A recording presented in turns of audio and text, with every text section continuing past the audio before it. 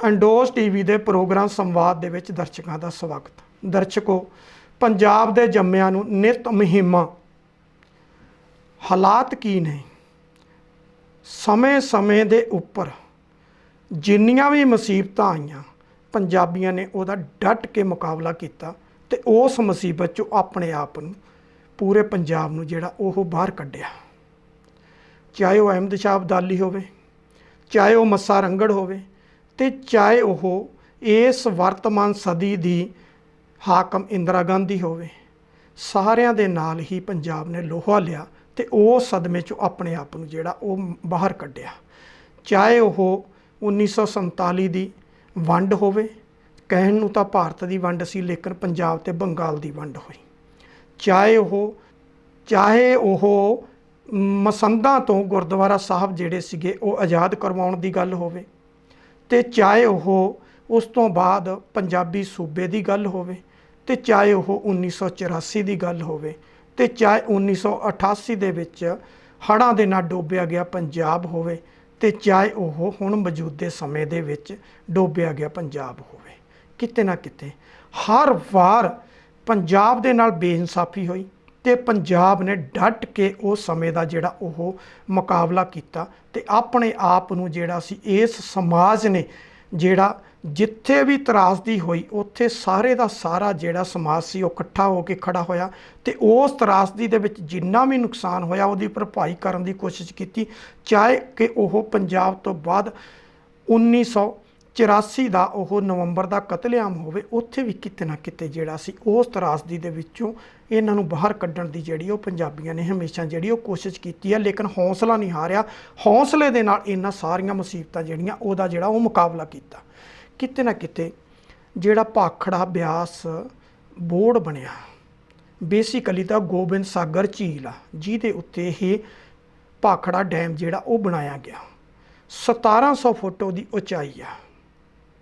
1700 ਫੁੱਟ ਉਚਾਈ ਵਾਲੇ ਦੇ ਉੱਪਰ ਇੰਜੀਨੀਅਰ ਜਿਹੜੇ ਉਹ ਕਹਿੰਦੇ 1690 ਫੁੱਟ ਤੱਕ ਪਾਣੀ ਜਿਹੜਾ ਉਹ ਸਟੋਰ ਕੀਤਾ ਜਾ ਸਕਦਾ।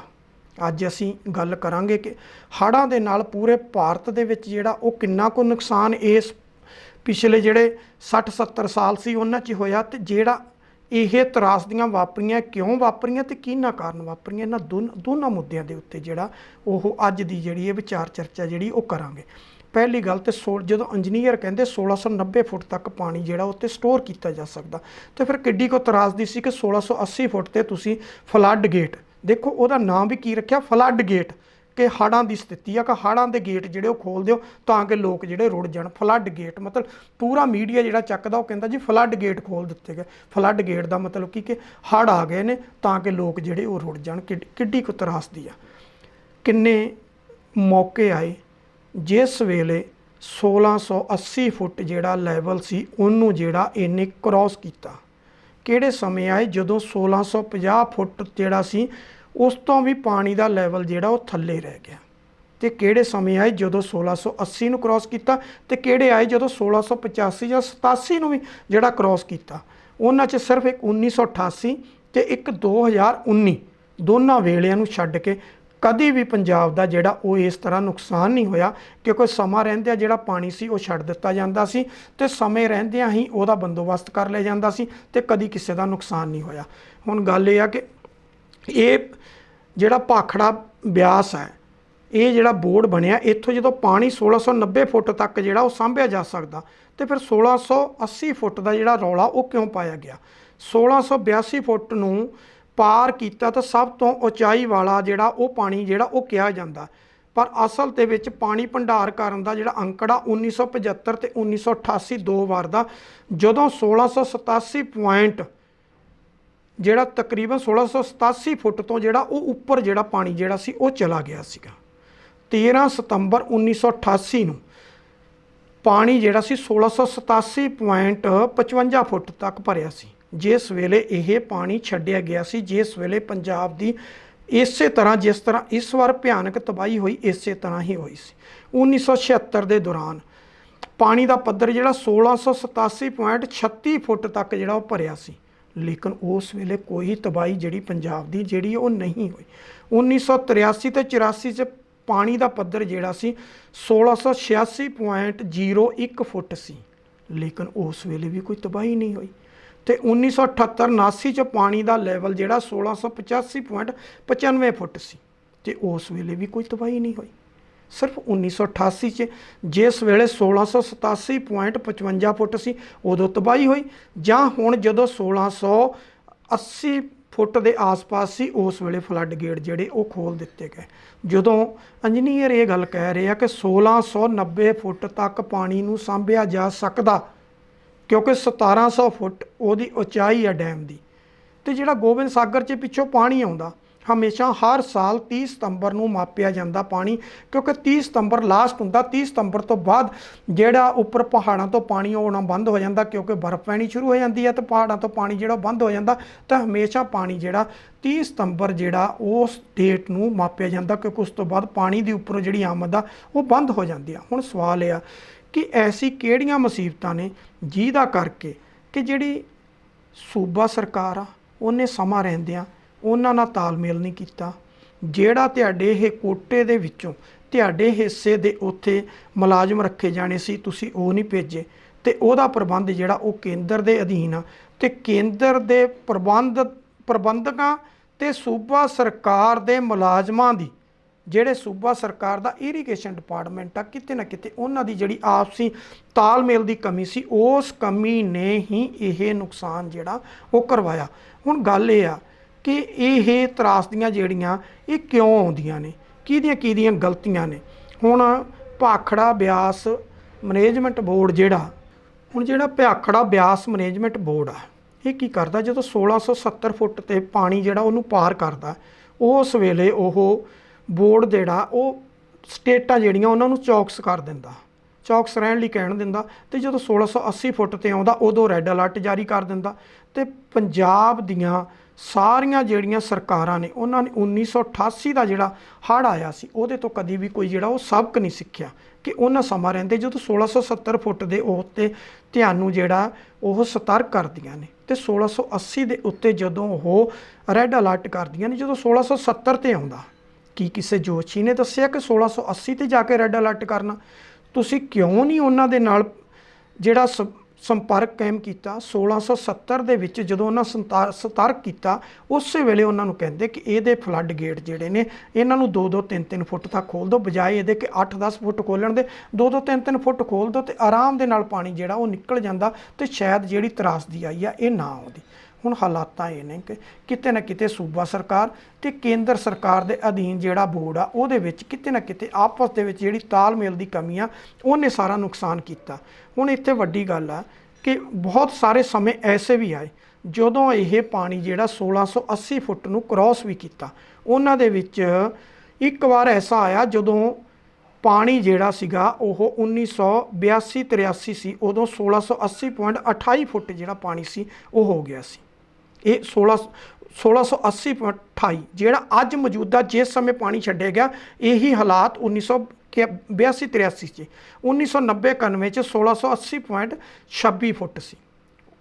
ਉਸ ਵੇਲੇ ਵੀ ਕੋਈ ਨੁਕਸਾਨ ਨਹੀਂ ਹੋਇਆ। 1994-95 ਚ 1682.55 ਫੁੱਟ ਪਾਣੀ ਸੀ, ਉਸ ਵੇਲੇ ਵੀ ਕੋਈ ਨੁਕਸਾਨ ਨਹੀਂ ਹੋਇਆ। 1995 ਤੇ 96 ਦੇ ਵਿੱਚ ਉਸ ਵੇਲੇ 1680.49 ਫੁੱਟ ਪਾਣੀ ਸੀ। 1988-99 ਦੇ ਵਿੱਚ 1682.55 ਫੁੱਟ ਪਾਣੀ ਸੀ, ਤੇ 2005-06 ਚ 1681.40 ਫੁੱਟ ਸੀ, ਤੇ 2008-09 ਦੇ ਵਿੱਚ 1680.49 ਫੁੱਟ ਪਾਣੀ ਸੀ। ਇਹ ਉਹ ਟਾਈਮ ਦੇ ਅੰਕੜੇ ਨੇ ਕਿ ਜਿਹਦੇ ਵਿੱਚ ਕਦੀ ਵੀ ਨੁਕਸਾਨ ਨਹੀਂ ਹੋਇਆ, ਸਿਵਾਏ 1988 ਨੂੰ ਛੱਡ ਕੇ, ਜਾਂ 2019 ਦੇ ਵਿੱਚ। 12 ਸਾਲ ਉਹ ਨਿਕਲ ਗਏ, 19 ਇਹ, ਕੁੱਲ 31 ਸਾਲਾਂ ਬਾਅਦ ਫਿਰ ਪੰਜਾਬ ਦੀ ਇਹ ਤਰਾਸਦੀ ਆਈ ਆ। ਔਰ ਸਮੇਂ ਦੀਆਂ ਸਰਕਾਰਾਂ ਦੇ ਜਿਹੜੇ ਬਿਊਰੋਕਰੇਟਸ ਬੈਠੇ ਨੇ ਉਹਨਾਂ ਦੇ, ਚਾਹੇ ਉਹ ਕੇਂਦਰ ਸਰਕਾਰ 'ਚ ਬੈਠੇ ਨੇ ਚਾਹੇ ਸੂਬਾ ਸਰਕਾਰ 'ਚ ਬੈਠੇ ਨੇ, ਉਹਨਾਂ ਦੇ ਜੇ ਇਸੇ ਨੂੰ ਹੀ 1600 1650 ਤੇ ਉੱਪਰ ਰੱਖ ਲਿਆ ਜਾਂਦਾ, 1650 ਤੋਂ ਨਾ 1660 ਤੇ ਜਾਂਦੇ, ਨਾ 70 ਤੇ ਨਾ 80 ਤੇ ਜਾਂਦੇ, 1650 ਤੇ ਰੱਖ ਲਿਆ ਜਾਂਦਾ ਤਾਂ ਬਿਜਲੀ ਘੱਟ ਪੈਦਾ ਹੋ ਜਾਂਦੀ। ਜਿਹੜੀ ਬਿਜਲੀ ਪੈਦਾ ਹੋ ਰਹੀ ਆ ਉਹ ਫ੍ਰੀ ਦੇ ਵਿੱਚ, ਤੁਸੀਂ ਤਕਰੀਬਨ ਫ੍ਰੀ ਜਾਣ ਕੇ ਚੱਲੋ ਕਿ ਤੁਸੀਂ ਦਿੱਲੀ ਨੂੰ ਦੇ ਰਹੇ ਹੋ, ਹਰਿਆਣਾ ਨੂੰ ਦੇ ਰਹੇ ਹੋ, ਹਿਮਾਚਲ ਨੂੰ, ਤਿੰਨੇ ਸਟੇਟਾਂ। ਤੇ ਪੰਜਾਬ ਆਪਣੇ 3 ਯੂਨਿਟ ਜਿਹੜੇ ਨੇ, ਚਾਹੇ ਕਿ ਪਹਿਲੇ ਉਹਦੇ ਯੂਨਿਟ ਜਿਹੜਾ ਬਠਿੰਡੇ ਵਾਲਾ ਯੂਨਿਟ ਲੱਗਾ ਉਹ ਅਲੱਗ ਆ, ਉਸ ਤੋਂ ਇਲਾਵਾ ਤਲਵੰਡੀ ਸਾਬੋ ਵਾਲਾ ਥਰਮਲ ਪਲਾਂਟ, ਪਟਿਆਲੇ 'ਚ ਰਾਜਪੁਰਾ ਵਾਲਾ ਤੇ ਤਰਨਤਾਰਨ 'ਚ ਗੋਇੰਦਵਾਲ ਸਾਹਿਬ ਵਾਲਾ, ਜਿਹੜੇ ਇਹ ਥਰਮਲ ਪਲਾਂਟ ਲਾਏ ਨੇ, ਉਹਨਾਂ ਦੇ ਰਾਹੀਂ ਬਿਜਲੀ ਜਿਹੜੀ ਆ ਉਹ ਪੰਜਾਬ ਦੇ ਵਿੱਚ ਜਿਹੜੀ ਆ ਉਹ 8, 9 ਤੇ 9.5 ਰੁਪਏ ਪਰ ਯੂਨਿਟ ਤੱਕ ਜਿਹੜੀ ਆ ਉਹ ਮਿਲਦੀ ਆ। ਲੇਕਿਨ ਬਦਕਿਸਮਤੀ ਕਿ ਇਸ ਭਾਖੜਾ ਬਿਆਸ ਬੋਰਡ ਤੋਂ ਪੈਦਾ ਕੀਤੀ ਹੋਈ ਬਿਜਲੀ ਦਿੱਲੀ ਨੂੰ 50 ਪੈਸੇ ਯੂਨਿਟ ਦੇ ਹਿਸਾਬ ਨਾਲ ਅੱਜ ਵੀ ਜਾ ਰਹੀ ਆ, ਔਰ ਉਸ ਤੋਂ ਬਾਅਦ ਹਰਿਆਣਾ ਤੇ ਹਿਮਾਚਲ ਨੂੰ 2 ਰੁਪਏ ਪਰ ਯੂਨਿਟ ਦਿੱਤੀ ਜਾ ਰਹੀ ਆ। ਲੇਕਿਨ ਜਿਹੜਾ ਹੁਣ ਨੁਕਸਾਨ ਹੋਇਆ, ਜਿਹੜੀ ਤਰਾਸਦੀ ਵਾਪਰੀ ਆ, ਉਹ ਕੇਵਲ ਤੇ ਕੇਵਲ ਪੰਜਾਬ ਨਾਲ ਵਾਪਰੀ ਆ, ਨਾ ਉਹ ਹਰਿਆਣੇ ਨਾਲ ਵਾਪਰੀ ਆ, ਨਾ ਰਾਜਸਥਾਨ ਨਾਲ ਵਾਪਰੀ ਆ, ਨਾ ਹਿਮਾਚਲ ਨਾਲ। ਹੁਣ ਹਿਮਾਚਲ 'ਚੋਂ ਤਾਂ ਇਹ ਜਿਹੜਾ ਦਰਿਆ ਪਿੱਛੋਂ ਵਹਿੰਦੇ ਆ ਰਹੇ ਨੇ ਉਹ ਚੱਲੇ ਆ ਰਹੇ ਆ ਕੇ ਗੋਬਿੰਦ ਸਾਗਰ ਝੀਲ ਆ, ਜਿੱਥੇ ਇਹ ਡੈਮ ਬਣਿਆ ਜਿਹਨੂੰ ਭਾਖੜਾ ਡੈਮ ਦਾ ਨਾਮ ਦਿੱਤਾ ਗਿਆ।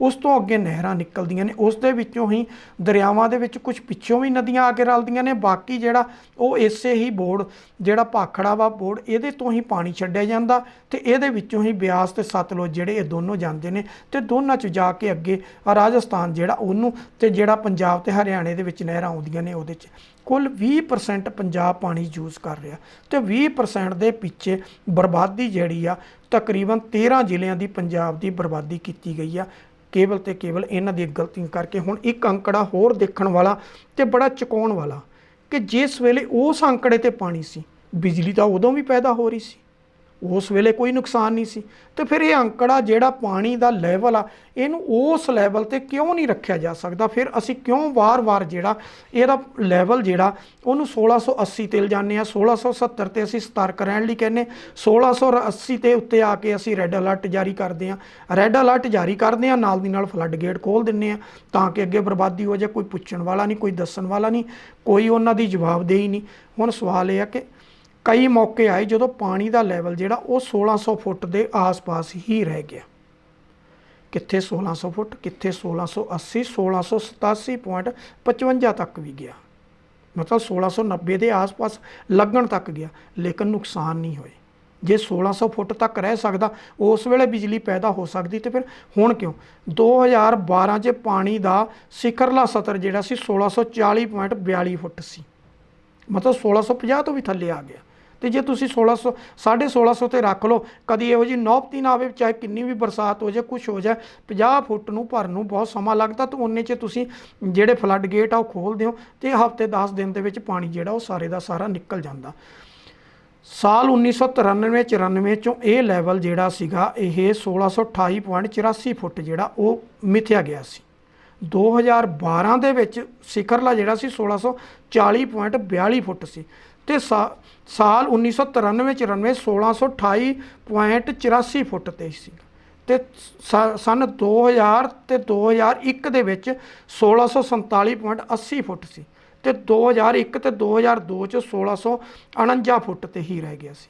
ਹੁਣ ਇਹ ਅੰਕੜੇ ਆ ਕਿ ਜੇ ਇਸ ਲੈਵਲ ਤੇ ਪਾਣੀ ਰਹਿ ਸਕਦਾ, ਤੇ ਇੱਕ ਸਮਾਂ ਐਸਾ ਵੀ ਸੀ ਜਦੋਂ ਇਹ 1600 ਫੁੱਟ 1600.82 ਫੁੱਟ, ਮਤਲਬ 1601 ਫੁੱਟ ਵੀ ਨਹੀਂ ਸੀ ਹੋਇਆ, ਉਸ ਤੋਂ ਵੀ ਨੀਚੇ ਰਹਿ ਗਿਆ ਸੀ। ਕੁੱਲ ਲਾ ਕੇ ਚੱਲੋ ਕਿ 1600 ਫੁੱਟ ਦੇ ਆਸ-ਪਾਸ ਜਦੋਂ ਪਾਣੀ ਸੀ, ਬਿਜਲੀ ਤਾਂ ਉਦੋਂ ਵੀ ਪੈਦਾ ਹੋ ਰਹੀ ਸੀ। ਤੇ ਫਿਰ ਕੀ ਨੌਬਤ ਸੀ ਕਿ ਤੁਸੀਂ ਇਹਨੂੰ ਆਈ ਵਾਰ 1670 ਜਾਂ 1680 ਜਾਂ 1685 ਤੱਕ ਲਿਜਾਂਦੇ ਹੋ, ਤੇ ਫਿਰ ਫਲੱਡ ਗੇਟ ਜਿਹੜੇ ਉਹ ਖੋਲ੍ਹਦੇ ਹੋ। ਇਹ ਸਰਕਾਰੀ ਅੰਕੜੇ ਨੇ ਜਿਹੜੇ ਹਰ ਸਾਲ ਤੇ ਭਾਖੜਾ ਬਿਆਸ ਮੈਨੇਜਮੈਂਟ ਬੋਰਡ ਜਿਹੜੇ ਆ ਉਹ ਆਪਣੀ ਵੈਬਸਾਈਟ ਤੇ ਪਾਉਂਦਾ ਕਿ 30 ਸਤੰਬਰ ਤੱਕ ਉਹਦੇ ਕੋਲ ਕਿਸ ਸਾਲ ਦਾ ਵਾਟਰ ਦਾ ਲੈਵਲ ਜਿਹੜਾ ਸੀ ਇਸ ਗੋਬਿੰਦ ਸਾਗਰ ਝੀਲ 'ਚ ਉਹ ਕੀ ਸੀ। ਇਹ ਉਹ ਅੰਕੜੇ ਨੇ ਜਿਨ੍ਹਾਂ ਨੂੰ ਝੁਠਲਾਇਆ ਨਹੀਂ ਜਾ ਸਕਦਾ, ਜਿਨ੍ਹਾਂ ਨੂੰ ਅਸੀਂ ਸਰਕਾਰੀ ਅੰਕੜੇ ਕਹਿ ਸਕਦੇ ਹਾਂ। ਫਿਰ ਵੱਡੀ ਗੱਲ ਇਹ ਆ ਕਿ ਇਹ ਜਿਹੜਾ ਡੈਮ ਆ, ਡੈਮ ਬਾਰੇ ਮਾਹਰਾਂ ਦਾ ਕਹਿਣਾ ਹੈ ਕਿ ਇਹ ਦੁਨੀਆ ਦਾ ਸਿਰਫ ਦੂਜਾ ਡੈਮ ਆ ਜਿਹਦੇ ਵਿੱਚ ਜਦੋਂ ਪਾਣੀ ਇੱਕ ਲੈਵਲ ਜਿਹੜਾ ਮਤਲਬ ਜਦੋਂ 1685 ਜਾਂ 87 ਫੁੱਟ ਨੂੰ ਓਵਰ ਕਰਦਾ ਹੈ, 1687-85 ਫੁੱਟ ਤੋਂ ਉੱਪਰ ਜਾਂਦਾ ਹੈ, ਤਾਂ ਉਸ ਵੇਲੇ ਇਹ ਜਿਹੜਾ ਬੰਨ੍ਹ ਬਣਿਆ ਹੋਇਆ ਇਹ 2 ਇੰਚ ਦੀ ਇਹਦੇ ਵਿੱਚ ਖੁਦ ਆਪਣੇ ਆਪ ਨੂੰ ਝੁਕਾਓ ਆ ਇਹਦਾ ਕਿ ਆਪਣੇ ਆਪ ਇਹ ਸਾਈਡ ਤੇ ਚਲੇ ਜਾਂਦਾ ਤੇ ਵਾਟਰ ਲੈਵਲ ਜਿਹੜਾ ਉਹ ਡਾਊਨ ਹੋ ਜਾਂਦਾ। ਜਦੋਂ ਉਹ ਵਾਟਰ ਲੈਵਲ ਫਿਰ ਆਪਣੇ ਉਹੀ 1680 ਤੋਂ ਨੀਚੇ ਆਉਂਦਾ ਤੇ ਇਹ ਆਪਣੀ ਫਿਰ ਜਗ੍ਹਾ ਤੇ ਆ ਜਾਂਦਾ। ਸਿਰਫ ਦੁਨੀਆ 'ਚ 2 ਡੈਮ ਬਣੇ ਆ ਕਿ ਜਿਹੜੇ ਆਪਣੀ ਜਗ੍ਹਾ ਜਿਹੜੀ ਉਹਨੂੰ 2 ਇੰਚ ਜਿਹੜਾ ਉਹਦੇ ਤੋਂ ਪਿੱਛੇ ਹਟਦੇ ਨੇ। ਇਹ ਵੀ ਵੱਡਾ ਸਵਾਲ ਆ ਕਿ ਜੇ ਪਿੱਛੇ ਹਟ ਸਕਦਾ ਤੇ ਫਿਰ ਤੁਸੀਂ ਇੱਕਦਮ ਕਿਉਂ ਗੇਟ ਖੋਲ੍ਹੇ ਆ। ਫਿਰ ਵੀ ਚਾਹੇ ਉਹ ਸਮਾਜ ਸੇਵੀ ਜਥੇਬੰਦੀਆਂ ਨੇ, ਖਾਸ ਕਰ ਖਾਲਸਾ ਏਡ ਜਿਹਦਾ ਵਾਰ-ਵਾਰ ਨਾਮ ਆ ਰਿਹਾ, ਜਿਨ੍ਹਾਂ ਕੋਲ ਕਰੋੜਾਂ ਦੇ ਵਿੱਚ ਜਿਹੜਾ ਉਹ ਫੰਡ ਇਕੱਠਾ ਹੋ ਰਿਹਾ ਤੇ ਜਿਹੜੇ ਕਿ ਲਗਾਤਾਰ ਹੜ੍ਹ ਮਾਰੇ ਜਿਹੜੇ ਹੜ੍ਹ ਪ੍ਰਭਾਵਿਤ ਏਰੀਆ ਉਹਦੇ ਵਿੱਚ ਜਾ ਕੇ ਲੋਕਾਂ ਦੀ ਮਦਦ ਕਰ ਰਹੇ ਨੇ ਔਰ ਲੋਕਾਂ ਦੇ ਘਰ ਬਣਾ ਕੇ ਦੇਣ ਦਾ ਵਾਅਦਾ ਵੀ ਕਰ ਰਹੇ ਨੇ, ਲੋਕਾਂ ਦੀਆਂ ਫਸਲਾਂ ਦੇ ਹੋਏ ਨੁਕਸਾਨ ਦੀ ਵੀ ਭਰਪਾਈ ਕਰਨ ਦੀ। ਜਦੋਂ ਕਿ ਸੂਬਾ ਸਰਕਾਰ ਜਿਹੜੀ ਆ ਕੱਲ੍ਹ ਤੱਕ ਦੀ ਇਹ ਸੀ ਕਿ ਸ਼ਾਇਦ 662 ਕਰੋੜ ਰੁਪਇਆ ਜਿਹੜਾ ਗੌਰਮੈਂਟ ਆਫ ਇੰਡੀਆ ਨੇ ਜਾਰੀ ਕਰ ਦਿੱਤਾ, ਲੇਕਿਨ ਐਂਡ ਦੇ ਉੱਤੇ ਕੀ ਨਿਕਲਿਆ ਕਿ ਉਹਨਾਂ ਕਿਹਾ ਕਿ ਜਿਹੜਾ ਕੁਦਰਤੀ ਆਫਤ ਰਾਹਤ ਫੰਡ ਦਾ ਤੁਹਾਡੇ ਕੋਲ ਪਿਆ ਉਹ 'ਚ 662 ਕਰੋੜ ਉਹ ਤੁਸੀਂ ਖਰਚ ਲਓ। ਹੁਣ ਉਹ ਪਤਾ ਨਹੀਂ ਸੂਬਾ ਸਰਕਾਰ ਕੋਲੇ ਹੈ ਕਿ ਨਹੀਂ ਹੈ। ਹੁਣ ਸਵਾਲ ਇਹ ਆ ਕਿ ਇਹ ਜਿਹੜੇ ਅੰਕੜੇ ਅਸੀਂ ਇਹਨਾਂ ਨੂੰ ਲੈ ਕੇ ਅਸੀਂ ਤਦ ਆਏ ਸੀ ਕਿ ਇਹਨਾਂ ਅੰਕੜਿਆਂ ਦੇ ਮੁਤਾਬਕ ਕਿਤੇ ਨਾ ਕਿਤੇ ਜਿਹੜੇ ਉੱਥੇ ਮੈਨੇਜਮੈਂਟ ਬੈਠੀ ਆ ਉਸ ਭਾਖੜਾ ਬੋਰਡ ਦੀ, ਉਹਨਾਂ ਦੀਆਂ ਗਲਤੀਆਂ, ਸੂਬਾ ਸਰਕਾਰ ਦਾ ਉਹਨਾਂ ਨਾਲ ਪੂਰਾ ਤਾਲਮੇਲ ਨਾ ਹੋਣਾ ਤੇ ਉਸ ਤਾਲਮੇਲ ਦੇ ਵਿੱਚ ਆ ਕੇ ਪੂਰਾ ਜਿਹੜਾ ਆਪਸ ਦੇ ਵਿੱਚ ਇਕੱਠੇ ਨਾ ਬੈਠਣਾ ਤੇ ਕਿਤੇ ਨਾ ਕਿਤੇ ਪੰਜਾਬ ਦੀ ਜਿਹੜੀ ਉਹ ਤਰਾਸਦੀ ਜਿਹੜੀ ਆ ਉਹਦਾ ਜਿਹੜਾ ਉਹ ਕਾਰਨ ਬਣੀ ਆ। ਹੁਣ ਸਵਾਲ ਇਹ ਆ ਕਿ ਜੇ 1600 ਫੁੱਟ ਤੱਕ ਪਾਣੀ ਦੇ ਵਿੱਚ ਅਸੀਂ ਫਿਰ ਉੱਥੇ ਆਉਂਦੇ ਆ ਕਿ ਜੀ ਉਹਦੇ ਤੇ ਬਿਜਲੀ ਪੈਦਾ ਹੋ ਸਕਦੀ, 1650 ਦੇ ਆਸ-ਪਾਸ ਰਹਿਣ ਨਾ ਹੋ ਸਕਦੀ ਆ, 1680 70 ਤੇ ਰਹਿ ਸਕਦੀ ਆ, 1680 ਰਹਿ ਸਕਦੀ, 1687.55 ਤੱਕ ਜਾ ਸਕਦੀ ਆ। ਤਾਂ ਫਿਰ ਇਸ ਵਾਰ 1680 ਤੇ ਫਲੱਡ ਗੇਟ ਖੋਲ੍ਹਣ ਦਾ ਕੀ ਸੀ, ਫਿਰ 1660 ਤੇ ਖੋਲ੍ਹ ਦਿੰਦੇ। ਕਾਹਦੇ ਵਾਸਤੇ ਇਹ ਜਿਹੜੀ ਬਰਬਾਦੀ ਆ ਇਹ ਕੀਤੀ ਆ। ਕਿਤੇ ਨਾ ਕਿਤੇ ਪੰਜਾਬ ਜਿਹੜੀ ਮੈਂ ਪਹਿਲਾਂ ਕੀਤੀ ਆ ਕਿ ਪੰਜਾਬ ਦੇ ਜੰਮਿਆਂ ਨੂੰ ਨਿਤ ਮੁਹਿੰਮਾਂ ਕਿਤੇ ਨਾ ਕਿਤੇ ਪੰਜਾਬ ਜਿਹੜਾ ਉਹਨੂੰ ਰੋੜ ਕੇ ਰੱਖਿਆ। ਕਿਤੇ ਨਾ ਕਿਤੇ ਸਮੇਂ ਦੀਆਂ ਸਰਕਾਰਾਂ ਚਾਹੇ ਕੇਂਦਰ ਦੀਆਂ ਚਾਹੇ ਸੂਬੇ ਦੀਆਂ ਉਹਨਾਂ ਦੀਆਂ ਨਲਾਇਕੀਆਂ, ਉੱਥੇ ਬੈਠੀ ਬਿਊਰੋਕਰੇਸੀ ਜਿਹੜੀ ਉਹਦੀਆਂ ਨਲਾਇਕੀਆਂ ਜਿਹਦਾ ਕਰਕੇ ਕੀਤੀ ਆ। ਇਹਦੇ ਵਿੱਚ ਜਿਹੜਾ ਅਗਲਾ ਪਾਰਟ ਆ ਉਹਦੇ ਵਿੱਚ ਕੀ ਆ ਕਿ ਭਾਰਤ ਦੇ ਵਿੱਚ ਅੱਜ ਤੱਕ ਕੁੱਲ ਜਿੰਨੇ ਵੀ 1953 ਤੋਂ ਲੈ ਕੇ 2017 ਤੱਕ ਦੇ ਜਿਹੜੇ ਸਰਕਾਰੀ ਅੰਕੜੇ ਆ ਉਹਨਾਂ ਨੂੰ ਲਵਾਂਗੇ ਕਿ ਉਹਨਾਂ ਦੇ ਵਿੱਚ ਹੁਣ ਤੱਕ ਜਿਹੜਾ ਹੈ ਉਹ ਕਿੰਨਾ ਨੁਕਸਾਨ ਜਿਹੜਾ ਉਹ ਹੜ੍ਹਾਂ ਦੇ ਨਾਲ ਹੋਇਆ। ਤੇ ਸਮੇਂ ਦੀਆਂ ਸਰਕਾਰਾਂ ਦੀ ਨਲਾਇਕੀ, ਚਾਹੇ ਕਿ ਇਹ ਇਕੱਲੇ ਪੰਜਾਬ ਦੀ ਗੱਲ ਨਹੀਂ, ਬਾਕੀ ਸੂਬਿਆਂ ਦੇ ਨਾਲ ਵੀ ਕੀ ਹੋਇਆ। 1957 ਤੋਂ 2017 ਤੱਕ ਕੁੱਲ ਜਿਹੜੇ ਸਰਕਾਰੀ ਅੰਕੜੇ ਨੇ ਜਿਹੜਾ ਕਿ ਸਰਕਾਰ ਦੇ ਕੋਲੇ ਦਰਜ ਨੇ ਉਹਦੇ ਵਿੱਚ ਆ ਕਿ 1953 ਤੋਂ ਲੈ ਕੇ 2017 ਤੱਕ ਦੇ ਜਿਹੜੇ ਉਹ ਉਪਲਬਧ ਹੋਇਆ, 18 ਦੇ ਅਜੇ ਤੱਕ ਉਪਲਬਧ ਨਹੀਂ ਤੇ 19 ਤਾਂ ਚੱਲ ਹੀ ਰਿਹਾ, ਇਹਦੇ ਉਪਲਬਧ ਕੀ ਹੋਣੇ ਸੀਗੇ। ਕੁੱਲ 1,07,535 ਲੋਕਾਂ ਦੀ ਇਸ ਹੜ੍ਹਾਂ ਦੇ ਨਾਲ ਮੌਤ ਹੋਈ ਆ ਕੁੱਲ ਇਹਨਾਂ 64 ਸਾਲਾਂ ਦੇ ਵਿੱਚ। ਕਿੱਡੇ ਵੱਡੇ ਤੇ ਕਿੱਡੇ ਚੁਕਾਉਣ ਵਾਲੇ ਅੰਕੜੇ ਆ। ਔਰ ਹਰ ਸਾਲ ਦੀ ਜੇ ਐਵਰੇਜ ਕੱਢੋ ਤਾਂ 1654 ਬਣਦੀ ਆ। ਚਲੋ ਕਿਸੇ ਸਾਲ 'ਚ ਵੱਧ ਕਿਸੇ 'ਚ ਘੱਟ ਹੋ ਗਏ ਹੋਣਗੇ, ਪਰ ਫਿਰ ਵੀ ਹੜ੍ਹਾਂ ਦੇ ਨਾਲ ਪੂਰੇ ਦੇਸ਼ ਦੇ ਵਿੱਚ ਇਹ ਜਿਹੜੀ ਗਿਣਤੀ ਆ ਇਹ ਕਿਤੇ ਨਾ ਕਿਤੇ ਚੁਕਾਉਣ ਵਾਲੀ ਆ ਕਿ ਇਹ ਦੇਸ਼ ਜਿਹੜਾ ਇਹ ਕਿਹੜੇ ਬੰਨੇ ਨੂੰ ਜਾ ਰਿਹਾ। ਇੱਥੇ ਬੈਠੀ ਅਫਸਰਸ਼ਾਹੀ, ਇੱਥੇ ਬੈਠੇ ਰਾਜਨੀਤਿਕ ਲੋਕ ਜਿਹੜੇ ਨੇ ਉਹ ਕਿਹੜੇ ਬੰਨੇ ਨੂੰ ਦੇਸ਼ ਨੂੰ ਜਿਹੜਾ ਉਹ ਲੈ ਕੇ ਜਾਣ ਦੀ ਕੋਸ਼ਿਸ਼ ਕਰ ਰਹੇ ਆ। ਕੀ ਉਹਨਾਂ ਦੀ ਕੋਈ ਜ਼ਿੰਮੇਵਾਰੀ ਲੋਕਾਂ ਪ੍ਰਤੀ ਹੈ? ਲੋਕਾਂ ਨੇ ਉਹਨਾਂ ਨੂੰ ਚੁਣ ਕੇ ਭੇਜਿਆ ਤੇ ਚੁਣ ਕੇ ਭੇਜੇ ਹੋਏ ਨੁਮਾਇੰਦਿਆਂ ਦੀ ਜ਼ਿੰਮੇਵਾਰੀ ਕੀ ਆ? ਲੋਕਾਂ ਦੀ ਜਾਨ ਮਾਲ ਦੀ ਰਖਵਾਲੀ ਕਰਨੀ ਕਿ ਜਾਂ ਲੋਕਾਂ ਨੂੰ ਉਜਾੜਨਾ। ਹੁਣ ਇੱਥੇ ਆ ਕਿ ਹਰ ਸਾਲ ਲਗਭਗ ਇਹਦੇ ਵਿੱਚ ਆ ਰਿਹਾ ਕਿ 1953 ਤੋਂ ਲੈ ਕੇ 2017 ਤੱਕ ਇਸ 64 ਜਿਹੜਾ ਸਾਲ ਦਾ ਪੀਰੀਅਡ ਆ ਇਹਦੇ 'ਚ 60 ਲੱਖ ਤੋਂ ਵੱਧ ਜਿਹੜੇ ਸੀ ਉਹ ਮੱਝਾਂ ਤੇ ਗਾਈਆਂ ਪਸ਼ੂਆਂ ਦੀ ਜਿਹੜੀ ਗਿਣਤੀ ਕਰਦੇ ਤਕਰੀਬਨ 60 ਲੱਖ ਤੋਂ ਜ਼ਿਆਦਾ ਜਿਹੜੇ ਉਹ ਮਾਰੇ ਗਏ। ਤੇ ਇਹਦਾ ਹਰ ਸਾਲ ਦਾ ਤਕਰੀਬਨ 93,100 ਦੇ ਲਗਭਗ ਜਿਹੜਾ ਉਹ ਅੰਕੜਾ ਆਉਂਦਾ। ਮਤਲਬ 1 ਸਾਲ ਦੇ ਵਿੱਚ 93,100 ਜਿਹੜਾ ਡੰਗਰ ਆ ਸਿਰਫ ਹੜ੍ਹਾਂ ਦੇ ਨਾਲ ਜਿਹੜਾ ਮਾਰਿਆ ਜਾਣਾ। ਬਾਕੀ ਬਿਮਾਰੀਆਂ ਅਲੱਗ ਨੇ, ਲੇਕਿਨ ਜਿਹੜਾ ਹੜ੍ਹਾਂ ਦੇ ਨਾਲ ਮਾਰਿਆ ਜਾਣਾ ਇਹ ਬੜੇ ਚੁਕਾਉਣ ਵਾਲਾ ਜਿਹੜੇ ਉਹ ਅੰਕੜੇ ਆ ਕਿ ਜਿਹੜੇ ਕਿ ਆਉਣ ਵਾਲੇ ਸਮੇਂ ਦੇ ਵਿੱਚ ਵੀ ਸ਼ਾਇਦ ਜਦੋਂ ਇਹ ਆਮ ਪਬਲਿਕ ਦੇ ਸਾਹਮਣੇ ਜਾਣਗੇ, ਪੂਰੇ ਭਾਰਤ ਦੀ ਪਿਕਚਰ ਜਿਹੜੀ ਉਹ ਸਾਹਮਣੇ ਜਾਏਗੀ, ਇਹ YouTube ਤੇ ਆਏਗਾ, ਲੋਕ ਇਹਨੂੰ ਦੇਖਣਗੇ ਤਾਂ ਉਹਨਾਂ ਲਈ ਇਹ ਚੁਕਾਉਣ ਵਾਲੇ ਹੋਣਗੇ ਕਿ ਇੰਨਾ ਭਾਰਤ ਦਾ ਨੁਕਸਾਨ ਜਿਹੜਾ ਸਰਕਾਰੀ ਅੰਕੜੇ ਆ ਜਿਹੜੇ ਅਜੇ ਤੱਕ ਸਰਕਾਰ ਦੀ ਨਿਗਰਾਨੀ 'ਚ ਨਹੀਂ ਆਏ ਜਾਂ ਰਹਿ ਗਏ ਗਿਣਤੀ ਤੋਂ, ਉਹ ਇਹਦੇ ਤੋਂ ਵੱਖ ਨੇ। ਲੇਕਿਨ ਇਹ ਅੰਕੜੇ ਆ ਕਿ ਕਿੰਨੇ ਇਨਸਾਨਾਂ ਦੀ ਮੌਤ ਹੋਈ ਤੇ ਕਿੰਨੇ ਜਾਨਵਰਾਂ ਦੀ ਜਿਹੜੀ ਹੋਈ। ਇਹਦੇ ਬਾਅਦ ਫਸਲਾਂ ਦਾ ਨੁਕਸਾਨ ਕਿੰਨਾ ਹੋਇਆ। ਹੁਣ IIT ਗਾਂਧੀ ਨਗਰ ਦੇ ਵਿਗਿਆਨੀ ਆ, ਉਹਨਾਂ ਦੀ ਖੋਜ ਦੇ ਮੁਤਾਬਕ ਆਉਣ ਵਾਲੇ ਸਮੇਂ 'ਚ ਹੜ੍ਹਾਂ ਦੀਆਂ ਘਟਨਾਵਾਂ ਜਿਹੜੀਆਂ ਉਹ ਤੇਜ਼ੀ ਨਾਲ ਵਧਣਗੀਆਂ। ਹੁਣ ਇਹ ਵੀ ਚੁਕਾਉਣ ਵਾਲਾ ਸਮਾਂ ਕਿ ਜੇ ਇਸ ਵਾਰ ਫਲੱਡ ਆਏ ਤਾਂ ਅਗਲੀ ਵਾਰ ਇਸ ਤੋਂ ਵੀ ਜ਼ਿਆਦਾ ਆ ਸਕਦੇ ਆ। ਜੇ ਆ ਸਕਦੇ ਆ ਤੇ ਸਮਾਂ ਰਹਿੰਦੇ ਤੁਸੀਂ ਪ੍ਰਬੰਧ ਨਹੀਂ ਕਰੋਗੇ ਤਾਂ ਕਿਤੇ ਨਾ ਕਿਤੇ ਜਿਹੜਾ ਉਹ ਨੁਕਸਾਨ ਜਿਹੜਾ ਉਹ ਤੁਹਾਡਾ ਹੋਏਗਾ ਹੀ ਹੋਏਗਾ। ਇੱਕ ਹੋਰ ਚੁਕਾਉਣ ਵਾਲਾ ਇਹਦੇ 'ਚ ਖੁਲਾਸਾ ਜਿਹੜਾ ਹੋਇਆ ਵਾ ਉਹ journal weather and climate extreme ਦਾ ਪ੍ਰਕਾਸ਼ਿਤ ਕੀਤਾ ਇੱਕ ਖੋਜ ਆ, ਜਿਹਦੇ 'ਚ ਕਿਹਾ ਗਿਆ ਕਿ ਕਾਰਬਨ ਉਤਸਰਜਨ ਅਤੇ ਜਲਵਾਯੂ ਪਰਿਵਰਤਨ ਦੀ ਵਜ੍ਹਾ ਨਾਲ ਭਾਰਤ 'ਚੋਂ ਭਾਰੀ ਮੀਂਹ ਤੇ ਹੜ੍ਹ ਹੁਣ ਆਮ ਵਰਗੀ ਘਟਨਾ ਬਣਦੀ ਜਾ ਰਹੀ ਹੈ। ਕਿਤੇ ਨਾ ਕਿਤੇ ਵੱਡੀ ਪ੍ਰੋਬਲਮ ਕੀ ਆ ਕਿ ਜਿਹੜਾ ਅਸੀਂ ਜੰਗਲਾਂ ਨੂੰ ਹੱਦ ਤੋਂ ਜ਼ਿਆਦਾ ਲੱਕੜੀ ਦਾ ਜਿਹੜਾ ਉਪਯੋਗ ਸੀ ਉਹਨੂੰ ਕਰਨ ਦੇ ਲਈ ਅਸੀਂ ਜੰਗਲ ਕੱਟ ਦਿੱਤੇ। ਜਿਹੜੇ ਉਹ ਜੰਗਲ ਕੱਟੇ, ਉਹ ਜੰਗਲ ਜਿਹੜੇ ਸੀ ਉਹਨਾਂ ਨੂੰ ਅਸੀਂ ਖੇਤੀ ਅਧੀਨ ਲੈ ਲਿਆ ਤਾਂ ਕਿਤੇ ਨਾ ਕਿਤੇ ਜਿਹੜਾ ਸਾਡਾ ਪੂਰਾ ਕਲਾਈਮੈਕਸ ਬਣਿਆ ਹੋਇਆ ਸੀ ਉਹਦੇ 'ਚ ਕਿਤੇ ਨਾ ਕਿਤੇ ਚੇਂਜ ਆ ਗਈ। ਤੇ ਉਹ ਚੇਂਜ ਆ ਗਈ ਜਿਹੜੀ ਉਹ ਕਿਤੇ ਨਾ ਕਿਤੇ ਕਦੀ ਸੋਕਾ ਪੈ ਗਿਆ ਤੇ ਜਦੋਂ ਬਰਸਾਤ ਹੁੰਦੀ ਉਦੋਂ ਹੱਦ ਤੋਂ ਜ਼ਿਆਦਾ ਹੁੰਦੀ ਆ ਤੇ ਉਹ ਹੜ੍ਹਾਂ ਦੀ ਸਥਿਤੀ ਜਿਹੜੀ ਆ ਉਹ ਬਣ ਜਾਂਦੀ ਆ। ਤੇ ਉਹਦੇ ਵਿੱਚ ਫਿਰ ਜਦੋਂ ਹੜ੍ਹਾਂ ਦੀ ਸਥਿਤੀ ਬਣਦੀ ਆ ਤੇ ਭਿਆਨਕ ਤਬਾਹੀ ਜਿਹੜੀ ਆ ਉਹ ਸਾਹਮਣੇ ਆਉਂਦੀ ਆ।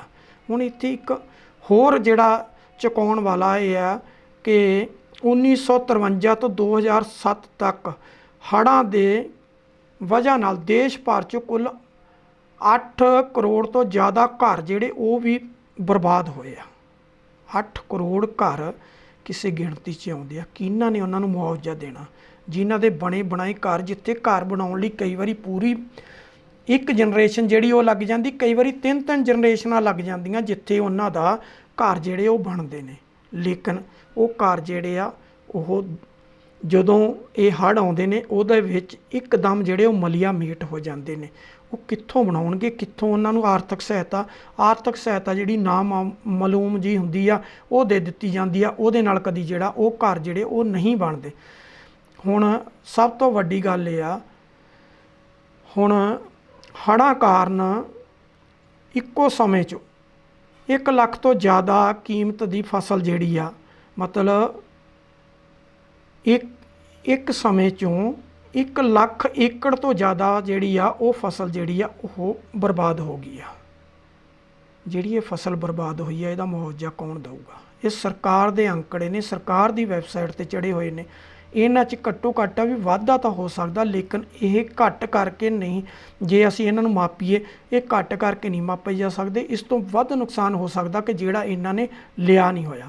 ਹੁਣ ਸਰਕਾਰੀ ਅੰਕੜਿਆਂ ਮੁਤਾਬਕ 1953 ਤੋਂ 2017 ਤੱਕ ਹੜ੍ਹਾਂ ਕਾਰਨ ਕੁੱਲ ਨੁਕਸਾਨ ਦਾ ਲੇਖਾ ਜੋਖਾ ਕਰੀਏ ਤਾਂ 4,00,000 ਕਰੋੜ ਤੋਂ ਵੱਧ ਦਾ ਬਣਦਾ। ਕਿਹਨੇ ਭਰਨਾ? ਕਿਹੜੀ ਸਰਕਾਰ ਨੇ ਦੇਣਾ? ਸਰਕਾਰਾਂ ਤਾਂ ਪਹਿਲਾਂ ਹੀ ਰਿਜ਼ਰਵ ਬੈਂਕ ਤੋਂ ਐਡਵਾਂਸ 'ਚ ਲੈ ਕੇ ਆਪਣੇ ਗੁਜ਼ਾਰੇ ਚਲਾ ਰਹੀਆਂ ਤੇ ਸੂਬਾ ਸਰਕਾਰਾਂ ਜਿਹੜੀਆਂ ਨੇ ਉਹ ਕੇਂਦਰ ਵੱਲ ਦੇਖ ਰਹੀਆਂ। ਕੇਂਦਰ ਸਰਕਾਰ ਰਿਜ਼ਰਵ ਬੈਂਕ ਦੇ ਉੱਪਰ ਪਹਿਲਾਂ ਹੀ ਡਿਪੈਂਡ ਬੈਠੀ ਆ। ਤਾਂ ਫਿਰ ਕਿੱਦਾਂ ਆ ਕੇ ਜਿਹੜਾ ਇਹ ਦੇਸ਼ ਜਿਹੜਾ ਉਹ ਤਰੱਕੀ ਕਰੇਗਾ? ਦੇਸ਼ ਨੂੰ ਤੁਸੀਂ ਕਿੱਥੋਂ ਤੱਕ ਲੈ ਕੇ ਜਿਹੜਾ ਉਹ ਚਲੇ ਜਾਓਗੇ? ਕਿਤੇ ਨਾ ਕਿਤੇ ਜਿਹੜੇ ਹੜ੍ਹ ਆਉਣ ਦੇ ਕਾਰਨ ਨੇ ਉਹਨਾਂ ਸਥਿਤੀਆਂ ਨੂੰ ਭਾਪਣਾ ਪਏਗਾ। ਔਰ ਹੜ੍ਹਾਂ ਤੋਂ ਬਚਾਅ ਦੇ ਲਈ ਜਿਹੜੇ ਤੁਹਾਡੇ ਦਰਿਆ ਨੇ, ਜਿਹੜੀਆਂ ਨਦੀਆਂ ਤੇ ਨਾਲੇ ਨੇ, ਉਹਨਾਂ ਨੂੰ ਚੈਨਲਾਈਜ਼ ਕਰਨਾ ਪਏਗਾ। ਜਿਹੜਾ ਤੁਸੀਂ ਰੇਤਾ ਤੇ ਬਜਰੀ ਆ ਜਿਹੜੀ ਮਾਈਨਿੰਗ 'ਚ ਲੈਂਦੇ ਹੋ, ਜਦੋਂ ਤੁਸੀਂ ਉਹ ਕੱਢਣੀ ਆ ਤਾਂ ਉਹਦਾ ਇੱਕ ਤੁਹਾਨੂੰ ਪ੍ਰੋਸੀਜਰ ਅਡਾਪਟ ਕਰਨਾ ਪਏਗਾ।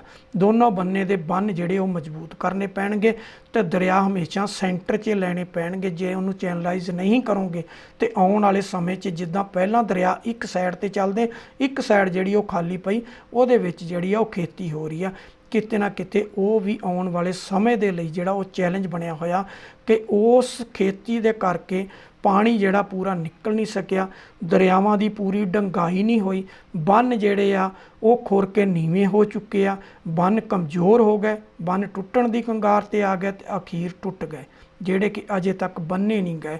ਪਿਛਲੇ 10 ਦਿਨਾਂ ਤੋਂ ਇਹੀ ਹਾਲਾਤ ਜਿਹੜੀ ਆ ਉਹ ਚੱਲਣ ਡਈ ਹੋਈ ਆ। ਕਿਤੇ ਨਾ ਕਿਤੇ ਸਮੇਂ ਦੀਆਂ ਸਰਕਾਰਾਂ ਜਿਹੜੀਆਂ, ਇਹ ਜਿਹੜੇ ਹੁਣ ਅੰਕੜੇ ਅਸੀਂ ਸਰਕਾਰ ਦੀ ਵੈਬਸਾਈਟ ਤੋਂ ਸਾਰੇ ਕੱਢੇ ਨੇ, ਕਿਤੇ ਨਾ ਕਿਤੇ ਸਰਕਾਰਾਂ, ਕਿਤੇ ਨਾ ਕਿਤੇ ਭਾਖੜਾ ਬਿਆਸ ਬੋਰਡ ਨੂੰ ਇਹਨਾਂ ਨੂੰ ਸਮਝਣਾ ਪਏਗਾ।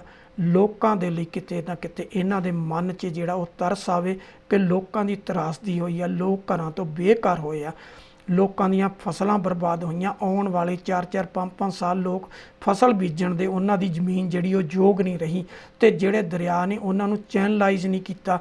ਤੇ ਦਰਿਆਵਾਂ ਤੇ ਨਦੀਆਂ ਨੂੰ ਚੈਨਲਾਈਜ਼ ਕਰੋਗੇ ਤੇ ਉਹਦੇ ਬਾਅਦ ਜਿਹੜਾ ਕੱਲ੍ਹ ਨੂੰ ਕੋਈ ਤਰਾਸਦੀ ਆਵੇ ਤੇ ਪਾਣੀ ਜਿਹੜਾ ਉਹ ਧੜਾ ਧੜ ਉਹਦੇ 'ਚ ਨਿਕਲਦਾ ਜਾਵੇ ਤੇ ਫਿਰ ਸ਼ਾਇਦ ਕੋਈ ਨਾ ਕੋਈ ਰਸਤਾ ਜਿਹੜਾ ਉਹ ਨਿਕਲ ਸਕਦਾ।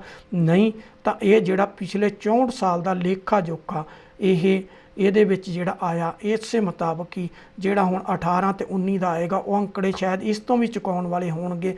ਤੇ ਕਿਸ ਤਰ੍ਹਾਂ ਭਾਖੜਾ ਦਾ ਜਿਹੜਾ ਉੱਥੇ ਗੋਬਿੰਦ ਸਾਗਰ ਦਾ ਜਿਹੜਾ ਲੈਵਲ ਆ ਪਾਣੀ ਦਾ ਉਹ ਵੱਧਦਾ, ਉਹਦੇ 'ਚ ਕਿੰਨਾ ਨੁਕਸਾਨ ਹੁੰਦਾ। ਜੇ ਇਹੀ ਕੁਝ ਚੱਲੀ ਗਿਆ ਤਾਂ ਕਿਤੇ ਨਾ ਕਿਤੇ ਫਿਰ ਆਉਣ ਵਾਲਾ ਸਮਾਂ ਜਿਹੜਾ ਉਹ ਵੀ ਕਿਤੇ ਚੰਗਾ ਨਹੀਂ। ਕਿਸੇ ਟਾਈਮ ਪੰਜਾਬ ਸੋਕੇ ਨਾਲ ਮਰੇਗਾ, ਕਿਉਂਕਿ ਜਿਹੜਾ ਪਾਣੀ ਸੀ ਪੰਜਾਬ ਦਾ ਉਹ ਗੁਆਂਢੀ ਸੂਬੇ ਲਿਜਾ ਚੁੱਕੇ ਨੇ, ਤੇ ਕਿਸੇ ਟਾਈਮ ਜਦੋਂ ਡੋਬੇ ਨਾ ਮਰੇਗਾ ਤਾਂ ਉਦੋਂ ਵੀ ਪੰਜਾਬ ਮਰੇਗਾ, ਉਦੋਂ ਵੀ ਗੁਆਂਢੀ ਸੂਬਿਆਂ ਦਾ ਕੁਝ ਨਹੀਂ ਵਿਗੜਨਾ।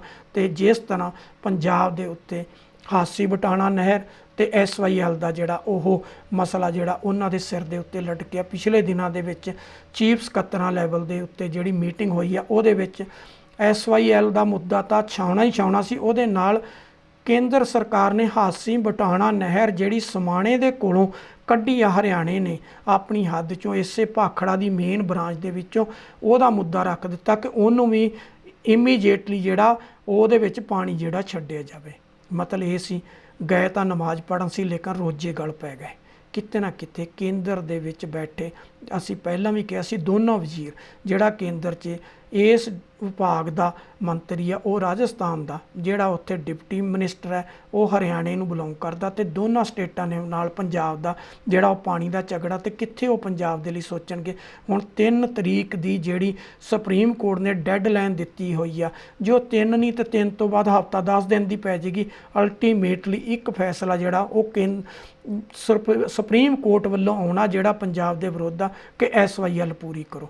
ਜਿਹੜੀ SYL ਨੇ ਪੰਜਾਬ ਨੂੰ ਖੂਨੀ ਨਹਿਰ ਹੋ ਕੇ ਟੱਕਰੀ, ਪੰਜਾਬ ਦਾ ਅਥਾਹ ਖੂਨ ਜਿਹੜਾ ਉਸ ਨਹਿਰ ਨੇ ਵਹਾਇਆ, ਉਸ ਨਹਿਰ ਨੂੰ ਫੇਰ ਹਰ ਵਾਰ ਕਿਤੇ ਨਾ ਕਿਤੇ ਆ ਕੇ ਜਦੋਂ ਸਮੇਂ ਦੀਆਂ ਸਰਕਾਰਾਂ ਦੀਆਂ ਨਲਾਇਕੀਆਂ ਕਰਕੇ ਤੇ ਸੁਪਰੀਮ ਕੋਰਟ ਦੇ ਡੰਡੇ ਕਰਕੇ ਫਿਰ ਪੰਜਾਬ 'ਤੇ ਥੋਪਿਆ ਜਾਂਦਾ, ਤੇ ਉਹਦਾ ਫੈਸਲਾ ਫਿਰ ਆਉਣ ਵਾਲਾ।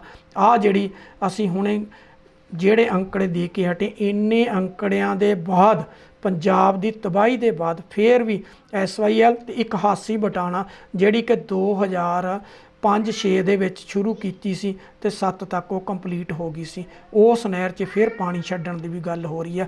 ਜਦੋਂ ਉਹਨਾਂ ਦੇ ਹਿੱਸੇ ਦਾ ਜਿਹੜਾ ਪਾਣੀ ਰਿਪੇਰੀਅਨ ਰਾਜ ਨਾ ਹੋਣ ਦੇ ਬਾਵਜੂਦ ਦਿੱਤਾ ਹੋਇਆ, ਉਸ ਦੇ ਬਾਵਜੂਦ ਵੀ ਇਹ ਪਾਣੀ ਜਿਹੜਾ ਉਹਨਾਂ ਨੂੰ ਦੇਣ ਦੀ ਗੱਲ ਹੋ ਰਹੀ ਆ। ਕਿਤੇ ਨਾ ਕਿਤੇ ਪੰਜਾਬ ਦੇ ਨਾਲ ਧੱਕਾ।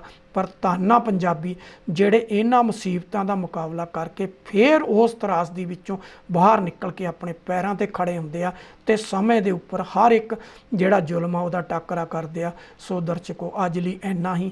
ਅਗਲੀ ਵਾਰ ਕਿਸੇ ਹੋਰ ਨਵੇਂ ਮੁੱਦੇ ਨੂੰ ਲੈ ਕੇ ਫਿਰ ਤੁਹਾਡੇ ਰੂਬਰੂ ਹੋਵਾਂਗੇ। ਹੁਣ ਮੈਨੂੰ ਦਿਓ ਇਜਾਜ਼ਤ। ਸਤਿ ਸ਼੍ਰੀ ਅਕਾਲ।